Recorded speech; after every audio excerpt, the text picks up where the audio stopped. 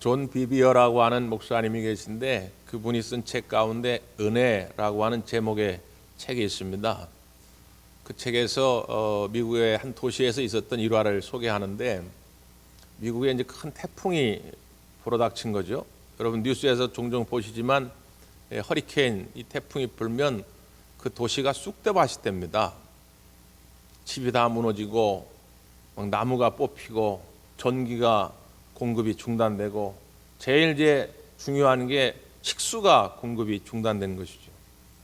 그래서 정부에서 군부대를 동원해 가지고 큰 급수 차량을 여러 대 보내 가지고 이제 막 방송을 하면서 주민들에게 이제 몇 시까지 각자 이제 물통을 가지고 나오라고 이렇게 하는 것입니다.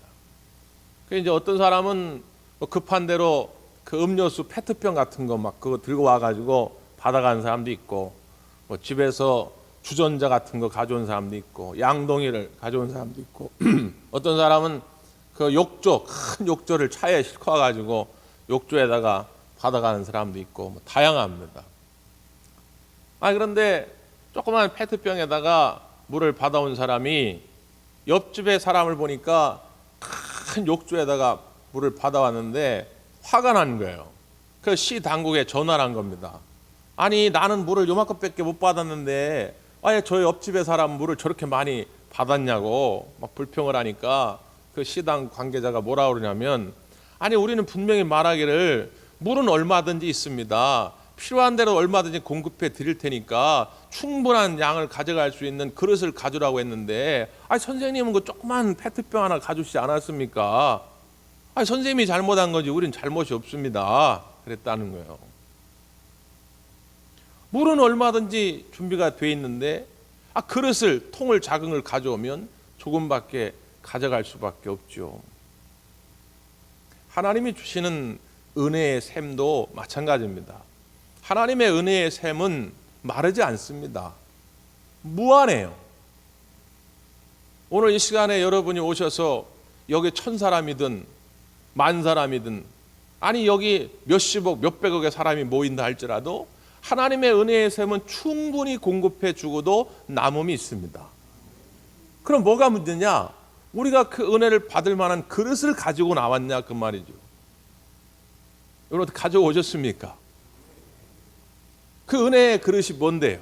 은혜를 받아갈 수 있는 그릇이 뭡니까? 그게 뭐냐? 그게 믿음입니다.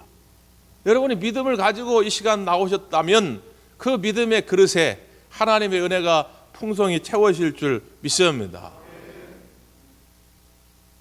마틴 루터가요, 젊은 시절 수도원에서 수도사 삶을 살아가는데, 당시에는 이제 죄를 지면 어떻게 해결을 했냐면, 비밀의 방에 가가지고 칸막이가 이렇게 있으면 안에 이제 신부가 있고 이쪽에서 자기의 죄를 고합니다. 그러면 신부가 그걸 듣고 용서해 주죠. 그걸 가톨릭교에서 흔히 고해성사라고 그럽니다. 마틴 루터는 항상 이 죄의 문제 때문에 번민하던 사람이거든요. 그러니까 가가지고 자기의 죄를 낱낱이 고합니다. 그리고 다 끝난 다음에 돌아오다가 다시 죄가 생각이 납니다. 다시 돌아가서 또 죄를 고백합니다. 분명히 다 했다 생각했는데 가다가 또 생각이 나면 또 돌아와 또 합니다. 무려 그렇게 6시간까지도 고해성사를 했다는 기록이 있습니다. 그리고 루터가 더 자기를 힘들게 했던 것은 뭐냐면, 미처 생각나지 못해서 고해성사를 하지 못한 죄는 어떻게 되느냐 말이죠. 우리의 인간의 기억력이 한계가 있지 않습니까? 우리가 하루에도 수십 번, 수만 번 죄를 짓는데 우리가 다 그걸 기억을 못할 텐데, 만약에 내가 기억하지 못해서 고해성사를 못했다면 그 죄는 용서함을 받지 못하는 것인가? 미칠 지경입니다. 루터는 이걸 견디지를 못하는 것이죠. 당시에 그래서 많은 수도사들, 또 당시에 많은 그리스도인들이 그 죄의 용서함을 받기 위해서 했던 것 가운데 하나가 고행입니다. 어떤 사람은 예수님이 십자가 나무 위에서 달려 죽으셨으니까 나도 나무 밑으로 내려오지 않겠다 그래가지고 나무 위에서만 사는 겁니다. 나무 위에서 먹고 볼일 보고 다 하는 거예요. 어떤 사람은 예수님이 십자가에서 못에 박히시고 창에 찔리시고 가시관에 박히셨으니까 나도 그렇게 고통을 받으리라. 그래서 자기 스스로 때립니다. 날카로운 것으로 자기를 찌릅니다. 피를 일부러 나게 합니다. 우리가 잘 아는 일화 가운데 하나는 뭐냐면, 그래서 이렇게 성당이나 또 로마 교황청에 가서 교황을 만날 때는 계단을 올라가는데 그 계단을 그냥 올라가지 않고 무릎을 꿇고 올라갑니다. 그 무릎을 꿇고 올라가면서 무릎이 다 까집니다. 피가 절절 납니다. 그러면서 혹시 죄의 용서함을 받을 수 있지는 않을까? 물론 루터도 여러 번 했죠. 근데 아무리 생각해도 그 계단을 무릎으로 까지면서 올라간다 해서 나의 죄가 사함받냐 그 말이죠. 내가 수십 번 수만 번 고해성사를 한다 해가지고 나의 죄가 사함받냐 그 말이죠. 아니더라는 거예요.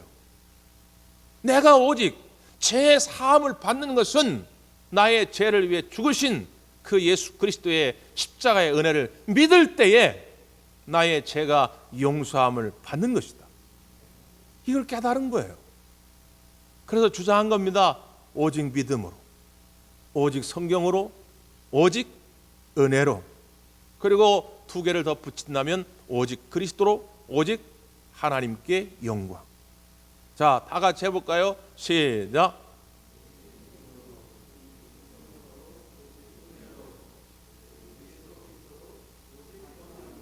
하나님께만 영광. 이게 종교개혁의 5대 강령이요, 두 개를 빼면 세 가지가 3대 강령입니다. 그러니까 오늘 오직 은혜로라고 하는 말씀에 대해서 좀 더 깊이 생각해 보려고 하는 것이죠. 왜 오직 은혜입니까? 이 말씀을 깨달으려면 우리가 좀 더 나의 문제들을, 우리 원래 실존의 문제들을 좀 살펴볼 필요가 있습니다. 자, 오늘 본문의 1절 한번 보세요. 1절 시작.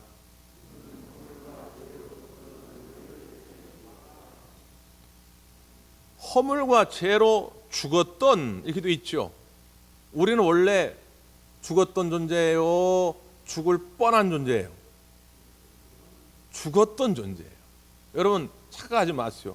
우리는 죽을 뻔하다가 살아난 존재가 아니라 죽었던 존재입니다. 영적인 의미에서 그렇다는 거죠. 누가복음 15장에 보면 탕자의 이야기가 나오죠. 아버지의 품을 떠나 집을 나갔던 탕자가 나중에 돌이켜 생각해 보니까 아버지 품만큼 좋은 데가 없는 거죠. 돌아옵니다. 그러니까 아버지가 일절 과거에 대해서 묻지도 따지지도 않고 그 막내 아들을 위해서 잔치를 베풀죠. 잔치를 베풀면서 그 하인들이 그런 말을 합니다. 누가복음 15장 24절에 보면 내 아들은 죽었다가 살아났으며 내가 잃어버렸다가 얻었노라 말합니다. 아니, 집을 나가긴 나갔어도, 아버지 품을 떠나긴 떠났어도 아들이 살아있었잖아요. 멀쩡하게 두 눈 뜨고 호흡하며 걸어다니며 친구들과 어울려 놀고 먹고 마시고 다 했잖아요. 근데 아버지는 뭐라고 표현했느냐? 죽었다는 거예요. 예수님이 그 비유의 말씀을 통해서 하시고 싶었던 그 말씀은 뭐냐?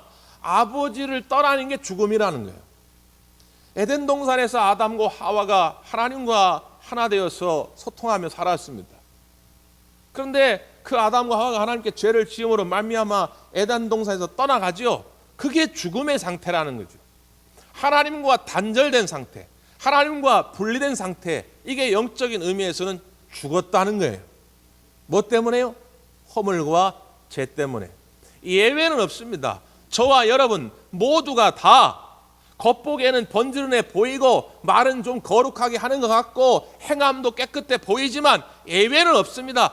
다 허물과 죄로 말미암아 죽었던 존재라는 거죠.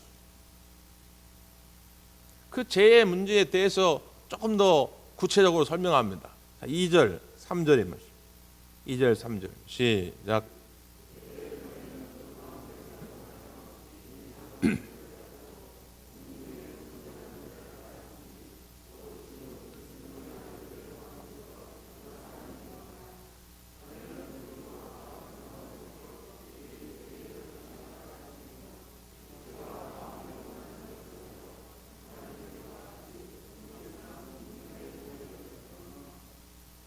왜 우리는 죽었던 존재였는가? 크게 세 가지로 설명하죠. 하나는 세상의 풍조를 따랐고, 또 하나는 뭐죠? 공중의 권세 잡은 자들, 불순종의 영들을 따랐고, 세 번째는요, 육체의 마음을 따라 살았던 것입니다. 탕자가 세상의 풍조를 들어보니까, 야, 아버지 품에 사는 것보다 바깥에 가는 게 훨씬 재밌대. 거기에 더 유익함이 있대. 거기가 성공이 있대. 그러니까 나가는 거예요. 세상의 풍조를 따라가는 거죠. 공중의 권세 잡은 자, 성경에서 이런 표현은 관용적인 표현인데 누구를 말하죠? 사탄을 말하는 것입니다. 사탄이 공중의 권세를 잡고 있는데 그는 하나님 말씀에 불순종하게 만듭니다. 여러분, 우리가 하나님 말씀 들려줄 때 막 마음이 거북하고, 저거는 나하고 안 맞아, 내 상황하고 좀 달라, 목사님은 내 형편을 모르는가 본데 저건 따르기 어려워, 그게 내 의지 같죠? 아니라는 거예요. 공중의 권세 잡은 자, 사탄이 불순종하게 만든다는 거예요. 그러니까 하나님 앞에 죄를 짓게 되죠. 세 번째는요, 육체와 마음을 따라 갔다는 거예요. 내 마음대로 살았다는 거예요. 아버지는 원치 않았는데 그 아들이 그냥 내 마음대로 나가버리는 거죠. 그래서 어떻게 됩니까? 본질상 진노의 자녀가 됐다. 지금도 여전히 사탄은 이런 방법으로 우리를 유혹합니다. 몇몇 분들이 궁금해 하셔가지고 제가 말씀을 드리는데, 지난주에 허리를 좀 다쳤어요. 그래가지고 병원에 갔더니 허리 인대가 좀 늘어났다고. 다행히 이제 그 엑스레이를 찍어봤는데 뼈에는 상관이 없는데 허리 인대가 좀 늘어나가지고 한쪽이 좀 아파요. 그래서 의사 선생님한테 혼났어요. 이런 경우는 10중 8구 의자에 앉을 때 삐뚤게 앉아서 타는 거예요. 삐뚤어지게. 똑바로 바르게 앉아야 되는데 이렇게 삐뚤어지게 앉으면 이런 현상이 나타난다는 거예요. 그래서 똑바로 앉아 계시라는 거예요. 그래서 제가 수요일 날 사무실에서 수요 예배 설교를 준비하는데 그날 좀 추웠어요. 그래가지고 전기 난로를 이렇게 왼쪽에다 키워놓고 이렇게 컴퓨터 자판에 이제 설교 원고를 치는데, 이 하반신은 추우니까 전기 난로 쪽으로 가 있고 상반신은 자판기로 가 있고 이렇게 이런 자세로 한 거예요. 하반신은 좌파고 상반신은 우파고 이렇게 돼. 그래가지고 이렇게 한 10분 하다가 일어나니까 여기 삐끗해가지고 못 일어나겠더라고요.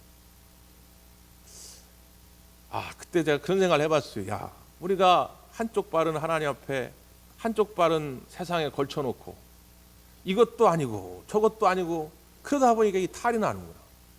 탕자가 아버지 품 안에 있을 때가 행복했는데 계속 몸은 여기 있지만 마음은 자꾸 저 세상에 가 있으니까 결국에는 문제를 일으키는 것처럼, 오늘 우리가 세상의 풍조가 들려올 때 단호하게 그걸 끊을 줄 알고, 공중의 권세 잡은 자가 우리를 불순종의 길로 인도할 때 그걸 단호히 좀 끊을 줄 알고, 내 제약된 육체의 마음이 자꾸 끌고 갈 때 그걸 좀 단호히 끊을 줄 알아야 되는데 이것도 아니고 저것도 아니고 그게 틀어지죠.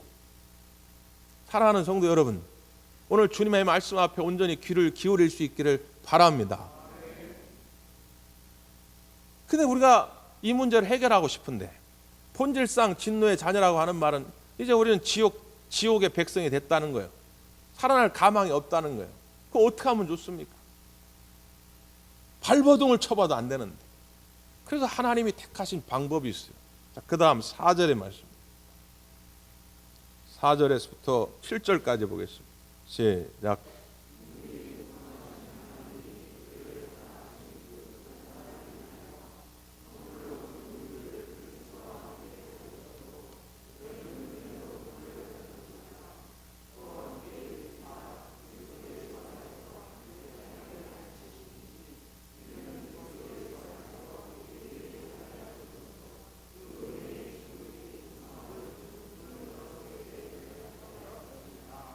아멘. 이 순서를 분명히 여러분 기억하셔야 됩니다. 우리가 본질상 진노의 자녀였는데 내가 뭘 어떻게 한 것이 아닙니다. 시작은 어디서부터 출발이 됐느냐? 긍휼이 풍성하신 하나님으로부터 출발이 된 것입니다. 도저히 그대로 둘 수가 없으니까.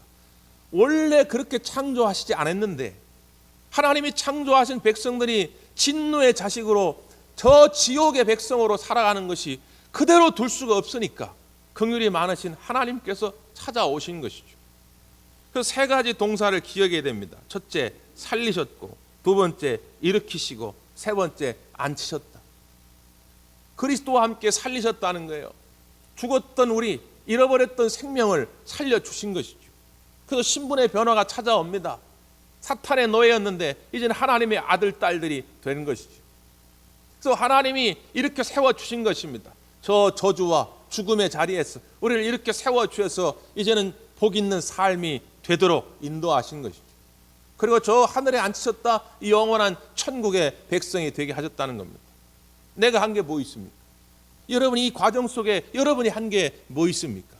우린 그저 세상 풍조가 좋아서 가려고 하고, 그저 공중의 권세 잡은 사탄의 세력에 쫓아가려고나 하고, 그저 내 육체의 마음 솟는 대로 내 멋대로 하고 싶은 그것뿐인데, 그런데 하나님의 긍휼의 사랑으로 우리에게 찾아와 주셔서 우리를 살리시고 일으켜 주시고 앉히셨다, 그 말이에요. 그러면 이제 우리는 어떻게 해야 됩니까? 그 다음 우리가 해야 할 고백은 8절 9절입니다. 8절 9절 시작.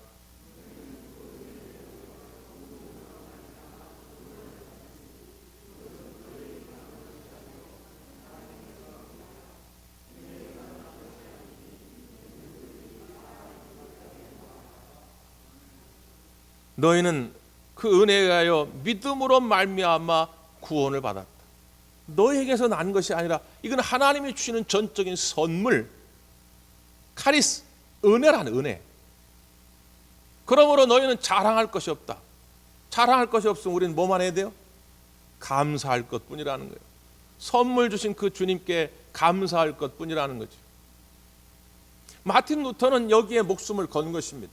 오직 믿음, 오직 성경, 오직 은혜. 당시 교황청은 그에게 온갖 해와 협박을 통해 가지고, 야 좋아, 네 말 내가 다 이해했어. 근데 앞에 오직만 빼자. 믿음 좋아. 근데 행함도 필요하다고 좀 해. 그래야 면죄부도 좀 팔릴 거 아니야.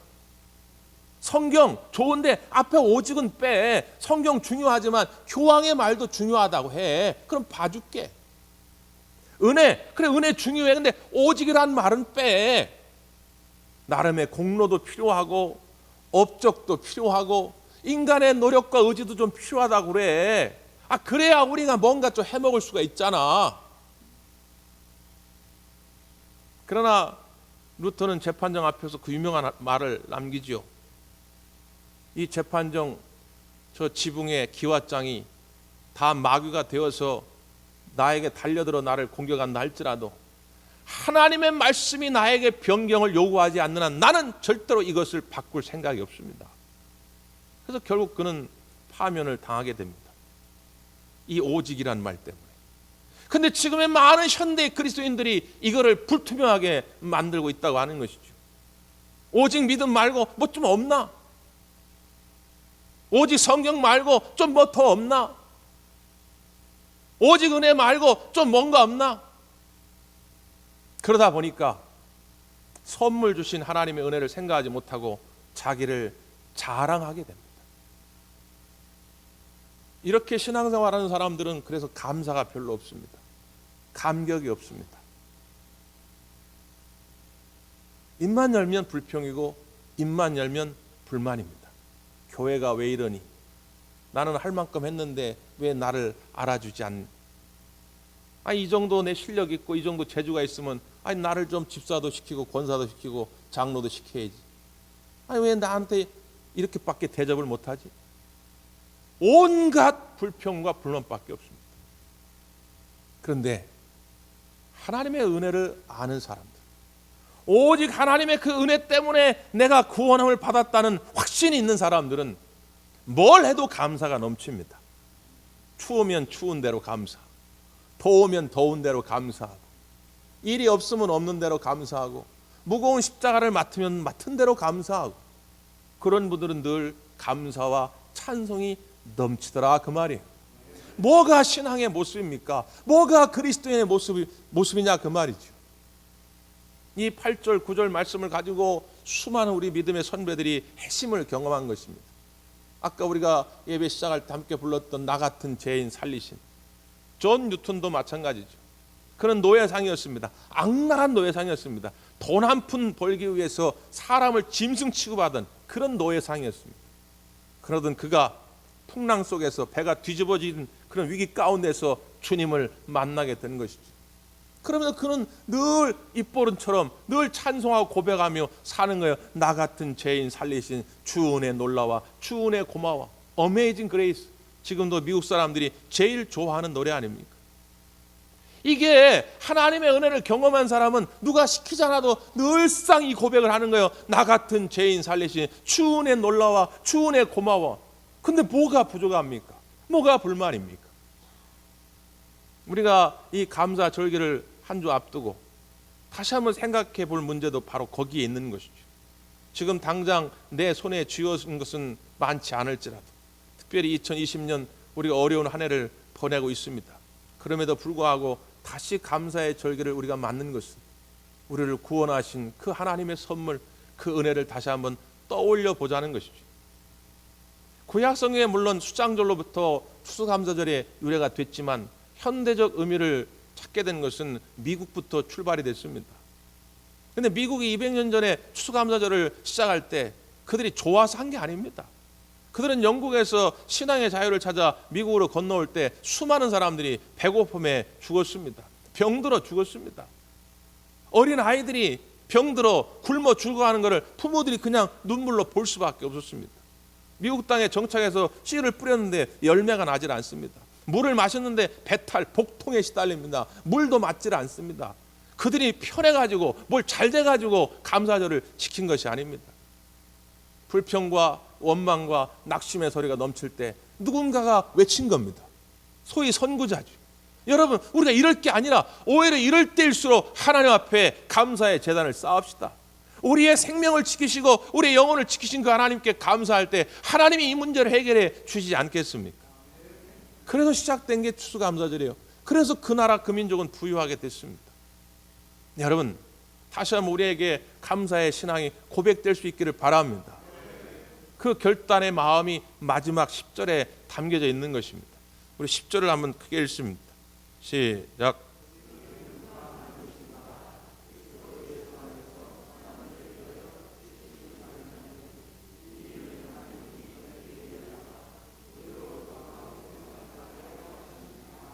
아멘. 그 하나님의 은혜로 말미암아 우리는 지으신 바 되었다. 하나님의 선한 일을 위하여 지으신 바 되었다. 하나님의 명작, 걸작품이 되었다는 거예요. 존 웨슬리 목사님이 어린 시절에 목사관 사택에 불이 나가지고 죽을 뻔했어요. 그때 한 젊은이가 담요를 뒤집어 쓰고 들어가가지고 웨슬리 목사님을 살려냅니다. 훗날 웨슬리 목사님이 그때를 추억하면서 그런 생각을 해봐요. 그 은혜를 어떻게 갚을까? 네? 그 청년에게 위험수당 뭐 한 10만 원 주면 될까? 한 100만 원 주면 될까? 근데 너무 그렇게 하는 것은 그분의 그 어떤 숭고한 어떤 희생정신을 너무 싸구려 취급하는 것 같은 느낌이 드는 거예요. 또 그렇다고 모른 척하고 살까? 그러면 또 그것도 너무 배은망덕한 것 같죠. 그래서 이 목사님이 고민하던 끝에 내린 결론은 뭐냐면, 그래, 나는 이제 덤으로 사는 인생이다. 나는 그때 불났을 때 거기서 불타 죽었어야 되는데 하나님의 은혜로 또 그 젊은이의 숭고한 헌신으로 나는 이렇게 살게 되었으니 이제 남은 내 인생은 덤으로 사는 인생이다. 이제 나를 위한 삶이 아니라 내가 하나님의 기쁨이 되는 삶을 살아야 되겠다. 그 결단을 내리게 됩니다. 그래서 감리교 개혁 운동을 펼치게 된 것이고 오늘 여기까지 오게 된 것이죠. 사랑하는 성도 여러분, 우리는 그냥 버려진 인생이 아닙니다. 보잘것없는 인생이 아닙니다. 오늘 하나님의 은혜로 말미암아 걸작의 인생이라 그 말이죠. 오늘 남은 인생, 하나님의 은혜로 덤으로 주신 인생, 하나님의 큰 기쁨이 되는 삶이 되기를 간절히 바랍니다. 기도하겠습니다.